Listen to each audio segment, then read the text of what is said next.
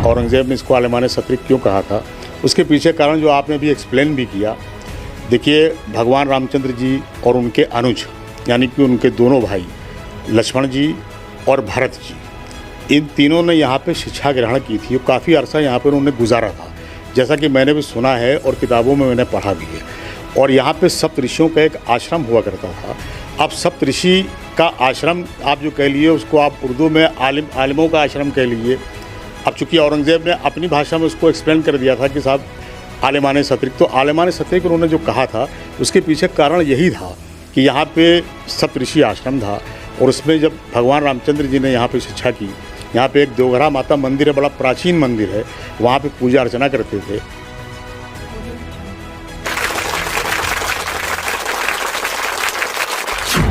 बड़े छोटे शहरों की सत्ता पर अब होगा किसका कब्जा? कौन बनेगा नगर प्रमुख? कौन बनेगा पालिका और पंचायतों का अध्यक्ष? बाराबंकी का सत्रिक कस्बा बहुत मशहूर कस्बा है और मुग़ल बादशाह औरंगज़ेब ने एक बार इस कस्बे के लोगों की खासियत को रेखांकित करते हुए कहा था कि आलिमान सत्रिक यानी कस्बा सत्रिक जो है ये आलिमों का क्षेत्र है, विद्वानों का क्षेत्र है। और कस्बा सत्रिक ही वो कस्बा है जिसे सप्त ऋषि आश्रम भी कहा जाता है। सनातन धर्म के ग्रंथों में इसे सप्त ऋषियों का क्षेत्र माना गया है। ये माना गया है कि भगवान राम ने भी कभी यहाँ पर आकर शिक्षा ली थी और इसलिए उसके बाद मुग़ल पीरियड में भी इस क्षेत्र की जो अपनी साख थी, जो प्रसिद्धि थी, यहाँ के विद्वानों की जो चर्चा थी, वो औरंगज़ेब तक पहुँची और उन्होंने इसे आलिमान सत्रिक कहा। सत्रिक क्षेत्र में अब एक नगर है, एक शहर भी है छोटा सा, जहाँ पर लगातार पिछले 15 वर्षों से रेहान कामिल का परिवार इस क्षेत्र में चेयरमैन नगर पालिका के तौर पर, आपकी शरीके हयात, आपकी वाइफ यहाँ पर लगातार 15 वर्षों से चेयरमैन होती हैं।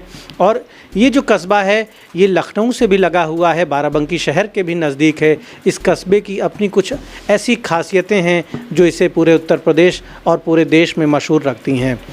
रेहान साहब, सबसे पहले तो हम जानेंगे कि सत्रिक जो है ये सप्तऋषियों का भी क्षेत्र है और अगर इस्लाम के लिहाज से कहा जाए तो आलिमों का क्षेत्र माना गया। औरंगज़ेब को ऐसा क्या खास दिखा कि उन्होंने भी ये कहा कि साहब सत्रिक जो है ये आलिमों का क्षेत्र है? जी दीपक भैया, बहुत बहुत तो पहले धन्यवाद।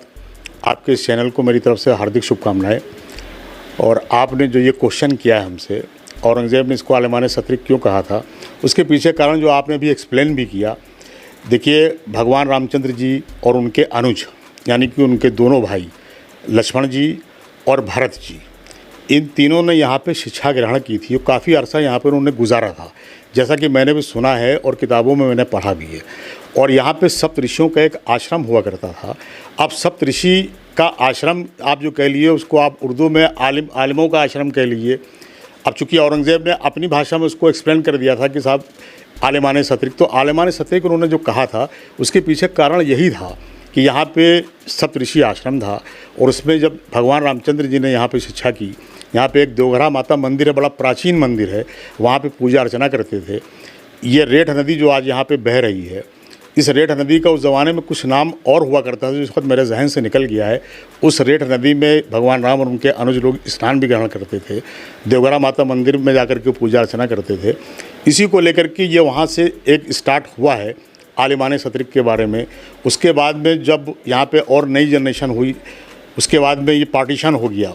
पार्टीशन होने के से पहले तक की यहाँ पे बहुत ही विद्वान लोग रहा करते थे, मुस्लिम कम्युनिटी में ख़ास तौर से। तो पार्टीशन के बाद में सब पाकिस्तान माइग्रेट कर गए। उसके बाद में यहाँ पे सैयद साहू सालार का मज़ार भी यहाँ पे है। वो भी यहाँ के ऊपर एक तरीके से शिक्षा दीक्षा ही देने के लिए आए हुए थे और यहीं पे रह करके यहीं पे बस गए वो, और यहीं पे उनका देहांत भी हो गया। इनकी मज़ार यहाँ पे बनी हुई है। इन्हीं के बेटे यहाँ से फिर बहराइच चले गए थे, बहराइच में उनका इंतकाल हो गया था, उनकी कब्र वहाँ पे बहराइच में बनी हुई। तो इन्हीं सब चीज़ों को लेकर के ही उन्होंने एक टाइटल दिया था सत्रिक को, आलिमान सत्रिक। क्या आज भी उस पहचान को सजोए रखने की कोशिश हो रही है? आज भी क्या सत्रिक अपनी उसी गौरवशाली परंपरा के साथ आगे बढ़ पा रहा है? बिल्कुल, इसमें जाहिर सी बात है जिस क्षेत्र में जो भी लोग हैं, अब जाहिर सी बात है यहाँ पे पार्टीशन के बाद से बहुत ज़्यादा चीज़ें तो डेवलप नहीं हो पाई और आज भी यहाँ पे ऐसा नहीं है, बहुत से विद्वान लोग यहाँ पे गुजरे हैं। चौधरी अली मुबारक साहब हुआ करते थे, उनका इंतकाल हो गया। बहुत ही ज़हीन आदमी हुआ करते थे वो। राम प्रकट मिश्रा जी हुआ करते थे, वो भी बड़े ज़हीन आदमी थे। तो ये उस जनरेशन में कुछ लोग अभी भी हैं यहाँ के ऊपर जो चल रहे हैं और अपने अपने क्षेत्र में नाम को रोशन कर रहे हैं। और जब हमको मौका मिला दीपक भैया यहाँ पे, तो सबसे पहले यहाँ पे हमने सोचा कि एक लड़कियों का स्कूल होना चाहिए, इंटर कॉलेज होना चाहिए। इसमें हमारी मदद किया बेनी प्रसाद वर्मा जी ने, बाबूजी ने। उन्होंने यहाँ पे राजकीय inter college with science faculty यहाँ के ऊपर किया। तो जब से थोड़ा सा हम इस क्षेत्र में आए यहाँ पे पॉलिटिक्स में, मैं भी बेसिकली रहने वाला बाराबंकी शहर का हूँ। मैं यहाँ पे पिछले 42 साल से सतरिक में आकर के रह रहा हूँ। अब यहीं पे मेरी ससुराल भी हो गई, मेरी बहन की भी ससुराल है, बाराबंकी में भी घर है। तो हमको जब मौका मिला और हमने भी राजनीति में जो कुछ भी सीखा है वो बाबूजी से सीखा है, और बाबूजी के नक्शकदम के ऊपर चल करके हम भी उस परंपरा को आगे बढ़ा रहे हैं। और सतरिक को डेवलप करने का मौका जो भी हमको मिलता है वो मैं करता हूँ। पहले यहाँ पे ज़मीन के अभाव में बहुत सी चीज़ें बाहर चली जाया करती थी, जैसे ब्लॉक हमारे सतरिक के लिए आया था, लेकिन उस ज़माने में लोगों ने ज़मीन नहीं अवेलेबल कराया तो ब्लॉक हरक के नाम से हो गया। इसी तरीके से एक पीएससी आई थी हमारे सतरिक के लिए, वो पीएससी भी ज़मीन के अभाव में चली गई, वो हरक चली गई। लेकिन हमको जब मौका मिला और पहली चेयरमैनी जो हमारी मिसेस को मिली, मुमताज़ बेगम को, तो उसमें सबसे पहला काम हमने ये किया। उस ज़माने में मुख्यमंत्री थे हमारे नेताजी मुलायम सिंह यादव जी थे, और बाराबंकी जनपद को 11 CSC उन्होंने अलाट किया था, और यहाँ पे आकर के मोहनलाल डिग्री कॉलेज में उसका उनको उद्घाटन करना था। तो मैंने बाबूजी को रात में फ़ोन किया, हमने कहा बाबूजी बाराबंकी जनपद को 11 CSC मिली है, अगर वो किसी के नाम से अलाटेड CSC नहीं है तो एक CSC हमारे सतरिक को भी आप दे दीजिए। तो उन्होंने कहा कि आप लोग भी बिल्कुल इमीडिएटली हमसे बात करते हैं, और अगर वो नाम से होंगी तब फिर मैं क्या करूँगा। तो मैंने कहा अगर नाम से होंगी तो कोई बात नहीं, अगर नाम से नहीं है तो एक CSC हमारे सतरिक को दे दीजिएगा। तो बाबूजी ने हमसे कहा ज़मीन दोगे, तो हमने कहा हाँ हम ज़मीन देंगे, और बहुत ही प्राइम लोकेशन पर ज़मीन आपको हम देंगे। तो इत्तेफाक से ऊपर वाले की मेहरबानी से जो 11 CSC नेता मुलायम सिंह यादव जी ने दिया था बाराबंकी को, वो नाम से नहीं थी, जनपद में बनना था उनको। तो वो इत्तेफाक से चूँकि नाम से नहीं थी तो एक हमारे सतरिक को भी मिल गई, और ये सतरिक हरक मार्ग के ऊपर डामर रोड के किनारे पे मैंने उसको वहाँ पे बनवाया। निश्चित तौर पर सतरिक का जो गौरवशाली इतिहास है उसे आगे बढ़ाने की कोशिश हो रही है। वर्तमान में आप रेहान साहब क्या देख रहे हैं, सतरिक का जो सोशल डेवलपमेंट है, यहाँ का इकोनॉमिक स्टेटस क्या है यहाँ के लोगों का, और उच्च शिक्षा के अवसर किस तरह से यहाँ उपलब्ध हैं, रोज़गार की अगर बात करें, एम्प्लॉयमेंट की बात करें, स्वरोजगार की बात करें, कॉटेज इंडस्ट्रीज़ की बात करें, लघु उद्योगों की बात करें, तो क्या यहाँ की जो आवाम है, जो यहाँ के लोग हैं, नौजवान हैं, जो जनता यहाँ की है, वो क्या उस रफ्तार से आगे बढ़ पा रही है जो रफ्तार उसे मिलनी चाहिए? लखनऊ बगल में है, आपकी राजधानी बगल में है, बाराबंकी शहर भी बगल में है। दीपक भैया, एक माइनस पॉइंट हमारे सतरिक के लिए ये है कि यहाँ से 16 मिनट की दूरी पे आप लखनऊ में बैठे हुए हैं और मात्र 6 मिनट की दूरी पे आप बाराबंकी में बैठे हुए हैं। उसकी वजह से जो एक ग्रोथ हमारे सतरिक की होना चाहिए थी, जो डेवलपमेंट होना चाहिए था, ये सब लखनऊ और बाराबंकी शहर के नज़दीक होने की वजह से वो डेवलपमेंट तो नहीं हो पाया।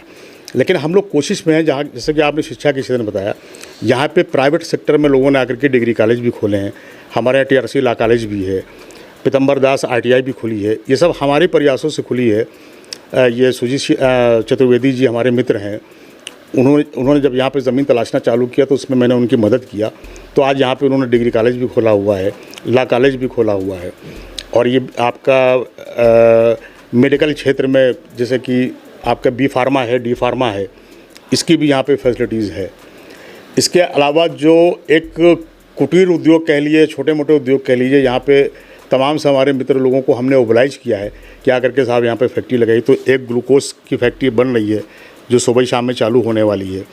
इसके अलावा धीरे धीरे और भी डेवलपमेंट यहाँ पे हो रहे हैं, शिक्षा के क्षेत्र में भी हुए हैं, रोज़गार के क्षेत्र में भी हुए हैं। और वैसे भी दीपक भैया, ये हमारा सतरिक जो है तो कहने को कस्बा, लेकिन यहाँ का जो मुख्य पेशा है वो एग्रीकल्चर है। एग्रीकल्चर बेस्ड हमारा कस्बा है। ये बिज़नेस के नाम पे जाहिर सी बात है, छोटा मोटा सा एक मार्केट है।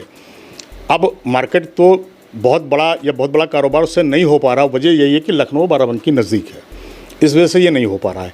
लेकिन फिर भी अगर आप 2006 से पहले हमारे कस्बे में आए हुए होते तो आपको ये कस्बा कम देहात ज़्यादा लगता, और वो भी कोई बिल्कुल समझ लीजिए कि इंटीरियर का देहात लगता। और आपको एक और बहुत ही रोचक बात मैं बता दूं ये सतरिक नगर पंचायत एक अकेली नगर पंचायत ऐसी है जो ब्रिटिश पीरियड में भी नगर पंचायत हुआ करती थी। ये आज़ादी से पहले की नगर पंचायत है, टाउन एरिया का दर्जा इसको तब से प्राप्त है। उस ज़माने में चेयरमैनों का एक नॉमिनेशन होता था, जो हमारे इसी घर में जहाँ बैठे हुए हैं, जो हमारे फोरफादर वगैरह हुआ करते, जो तालुका, यार ये 85 गाँव का तालुका है, तो इसी तालुके से अपॉइंट हो जाता था कि साहब आप चेयरमैन हो, आप मेंबर हो, उसके 5-6 लोगों की कमेटी बना करके अपना चला करता था। तो बहरहाल अब अपने रिज्यूम में जो हमारा ये कंटिन्यूअस 16 साल हो रहे हैं, तो इसमें मैंने कोई गांव, कोई गली ऐसी नहीं बची है जिसको मैंने इंटरलॉकिंग से लैस ना कर दिया हो। कोई गली, कोई वार्ड ऐसा हमारा नहीं है जहाँ पे लाइट की सुविधा ना हो, पानी की सुविधा ना हो। अभी रिसेंटली साफ़ सफाई में हमारे नगर पंचायत सतरिक को 2nd स्थान मिला है बाराबंकी जनपद में, और जो इसकी जोनल की रैंकिंग है वो 22 है, और जो स्टेट की रैंकिंग है वो 37 मिली है। 493 में 37वां स्थान हमको स्टेट में मिला है, और जोनल में हमको 22वां स्थान मिला है, और जनपद में हमको दूसरा स्थान मिला है। तो जो बहरहाल हमारे पास एक सीमें बहुत ही छोटी, बाराबंकी जनपद की सबसे छोटी नगर पंचायत भी यही है। सबसे कम राजवित हमारे यहाँ का है, कर्मचारी भी हमारे यहाँ ज़्यादा हैं और सीनियर कर्मचारी हैं जिनका वेतन भी ज़्यादा है, लेकिन उसके बाद भी बहुत सी चीज़ों को हमने यहाँ पे किया है। कुछ हमारे जो कर्म फरमा लोग थे उन लोगों ने हमारा साथ दिया। अभी रिसेंटली हमारे सांसद जी जो मौजूदा हैं, उपेंद्र रावत जी, उस ज़माने में ये MLA थे, तो बाराबंकी जनपद में 2 नगर पंचायतों का आया था कि साहब 2 नगर पंचायतों को पंडित दीनदयाल उपाध्याय में चयन करना है। एक तो टिकैत नगर हो गई थी, उसके बाद एक बची हुई थी, और सिद्धौर सतरिक में चयन होना था। तो मैं गया उपेंद्र रावत जी के पास में, मैंने उनसे रिक्वेस्ट किया कि साहब हमारी बड़ी छोटी नगर पंचायत है और बड़ी गरीब नगर पंचायत है, अगर पंडित दीनदयाल में इसका चयन हो जाएगा तो एक हमारा सतरिक का डेवलपमेंट हो जाएगा। तो अब जाहिर सी बात है वो बीजेपी के MLA थे, मैं समाजवादी पार्टी से ताल्लुक़ रखता हूँ, लेकिन वो इतने अच्छे इंसान हैं और इतनी अच्छी तरीके से हमसे वो मिले। उन्होंने कहा नहीं चेयरमैन साहब, आपका मैं पूरा सहयोग करूँगा, और मैंने तो माइंड मेकअप कर लिया था सिद्धौर के लिए, लेकिन आप मेरे पास आ गए तो अब सतरिक होगा। तो उन्होंने उसको करा करके दिया। उसकी वजह से तकरीबन हमको 1.5 करोड़ रुपया मिला। कुछ ड्रेनेज पे काम हुआ, कुछ रोडों पे काम हुआ, कुछ लाइटिंग पे काम हुआ।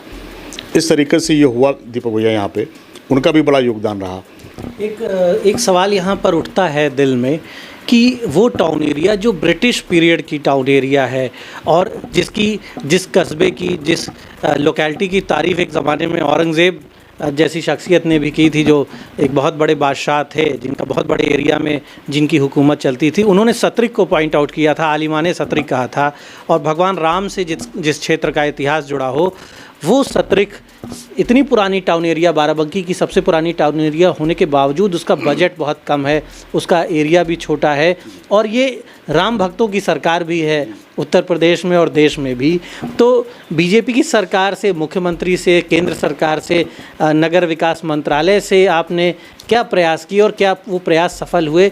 इस क्षेत्र को, सतरिक को तो स्पेशल अटेंशन मिलना चाहिए। अयोध्या विकसित हो रहा है बगल में, भगवान राम के नाम पर हज़ारों करोड़ रुपए वहाँ पर आ रहे हैं, एक इंटरनेशनल सिटी अयोध्या बनने जा रही है। तो सतरिक को भी वो अधिकार मिलना चाहिए, क्योंकि राम जी के कदम यहाँ पड़े, उन्होंने यहाँ शिक्षा ग्रहण की, तो सतरिक को तो एक स्पेशल अटेंशन मिलना सतरिक का अधिकार बनता है। दीपक भैया, बहुत ही वाजिब क्वेश्चन आपने किया है, और मैंने आदरणीय मुख्यमंत्री योगी आदित्यनाथ जी को अभी इस रिज्यूम में तो मैंने उनको चिट्ठी नहीं लिखी है, लेकिन इससे पहले मैंने उनको चिट्ठी लिखी थी। जो आपने बातें कही, हूबहू बातों का वर्णन और उल्लेख उस चिट्ठी में मैंने किया था उनको, लेकिन अब दुर्भाग्य ऐसा रहा हमारा कि उस पर अभी कोई काम हो नहीं पाया। बाकी मुझे उम्मीद है कि योगी आदित्यनाथ जी से मुझे पूरी उम्मीद है, और मैं आपके चैनल के माध्यम से भी अगर उसको ये देखेंगे या सुनेंगे तो मैं उनसे विनम्र निवेदन करना चाहता हूँ कि एक मर्तबा इसके बारे में संज्ञान में ले लें इसको, सतरिक की हमारी नगर पंचायत को। और चूँकि भगवान राम ने और उनके अनुजों ने यहाँ पे शिक्षा ग्रहण की है, एक जुड़ा हुआ, एक सेंटीमेंट जुड़ा हुआ है, सनातन धर्म से भी सेंटीमेंट जुड़ा हुआ है, तो हम ये चाहते ही हैं कि इसको संज्ञान में ले करके और हमारे सतरिक का चौमुखी विकास कराने में हमारा योगदान किसी न किसी माध्यम से या किसी न किसी स्कीम से कराया जाए।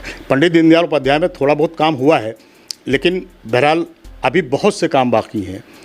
हमारा एक तो एरिया भी बहुत कम है, हमने अभी विस्तार में एक सतरिक देहात के नाम से पूरी ग्राम सभा है, उसको इसमें समायोजित करने के लिए हमने प्रस्ताव भेज भी दिया था शासन को।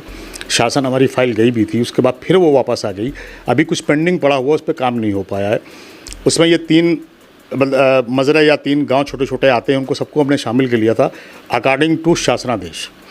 एक इसका जियो है कि जो साहब कमर्शियल एरिया आते हों उनको इसमें इंक्लूड किया जाए। तो अब जो भी था हमारे पास में वो हमने प्रपोजल बना करके, प्रस्ताव बना करके डीएम साहब के माध्यम से शासन को हमने भेज दिया था, लेकिन उसके ऊपर भी कोई काम हो नहीं पाया। सुनने मारा कि शायद हो जाएगा। तो अगर विस्तार हमारे सतरिक का हो जाएगा तो जाहिर सी बात है कुछ ना कुछ और डेवलपमेंट हो जाएगा, लेकिन वो तो एक दूसरी चीज़ होगी। ये सप्तऋषि आश्रम और भगवान राम का यहाँ से जुड़ा हुए होना और सनातन धर्म का सेंटिमेंट यहाँ से जुड़ा होने के नाते, अब चूँकि आपने एक बात कही अभी कि भगवान राम को लेकर के ये लोग बहुत ज़्यादा कॉन्शियस रहते हैं, उसके ऊपर लेकर के जिसे अयोध्या को इंटरनेशनल नगरी बनाया गया है, तो जहाँ पे भगवान राम ने शिक्षा दीक्षा ली है तो इस क्षेत्र को भी न इंटरनेशनल बनावें न नेशनल लेवल का बनावें, लेकिन एक स्टेट लेवल का कम से कम ऐसा कुछ बना दें, एक पर्यटन स्थल छोटा मोटा हो जाए जिससे हमारे सतरिक का विकास हो जाए। अच्छा, यहाँ कहीं सप्तऋषि आश्रम के लिए भी कोई स्थल चिन्हित हुआ है? एक बार ये चर्चा हुई थी कि डिस्ट्रिक्ट मजिस्ट्रेट के यहाँ और डीएफओ ने, फॉरेस्ट ऑफिसर्स ने भी एक नदी के किनारे कोई स्थान चिन्हित किया था जहाँ पर सप्तऋषि आश्रम या वाटिका इस तरह का विकसित करने का प्लान था। क्या टाउन एरिया भी इस प्रकार से कुछ सोच रही है कि यहाँ पर कोई ऐसा स्थल विकसित किया जाए जिससे इस क्षेत्र की जो पुरानी पहचान है उसको ब्रांड किया जा सके और उससे लोगों को, टूरिस्ट को भी आकर्षित किया जा सके, इकोनॉमिक डेवलपमेंट भी बढ़ सकता है उससे? ये दीपक भाई, यहाँ पे एक बाबा ज्ञानदास के नाम से कुटी चल रही है हमारे सतरिक में, और वो कुटी भी बड़ी प्राचीन कुटी है जिसके बारे में ये मान्यता है कि यही साहब से सप्तऋषियों का आश्रम यही हुआ करता था। और उस बाबा ज्ञानदास की कुटी को हमारे, जहाँ पर आप इस घर में बैठे हुए हैं, इस घर से उस ज़माने में 160 बीघे ज़मीन भी उस आश्रम को दी गई थी, बाबा ज्ञानदास की कुटी को दी गई थी।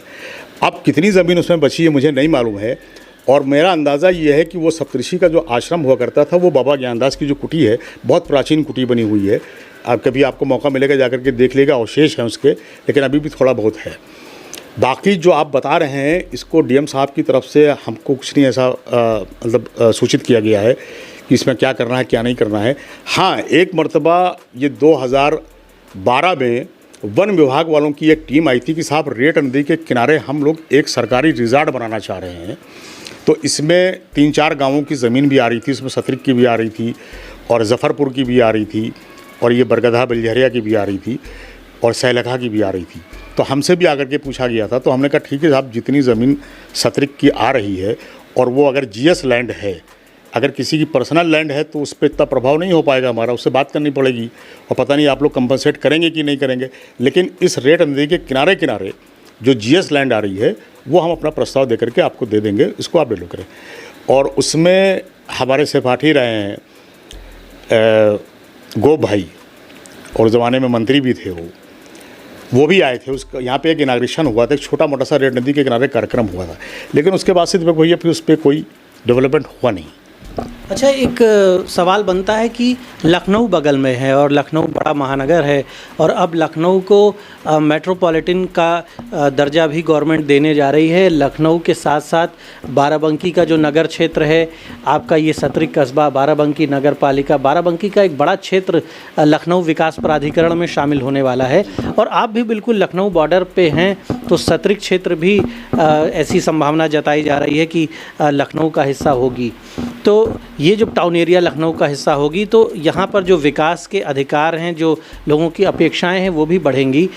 यहाँ के लोग जो हैं, नौजवान ख़ास तौर पर, उन्हें अगर उनका स्किल डेवलपमेंट किया जाए तो लखनऊ में बहुत बड़ी संख्या में कुशल युवाओं की ज़रूरत रहती है अलग अलग क्षेत्रों में काम करने के लिए। ये रोज़गार का एक विकल्प यहाँ पर मिल सकता है, जिससे यहाँ के लोग जब आर्थिक रूप से सक्षम होंगे तो इस क्षेत्र का भी आर्थिक विकास बेहतर होगा। तो लखनऊ के साथ जो आपका जुड़ाव है, उसको देखते हुए आप किस तरह से सोचते हैं कि और क्या बेहतर यहाँ पर किया जा सकता है विकास के लिहाज से और युवाओं की तरक्की के लिहाज से?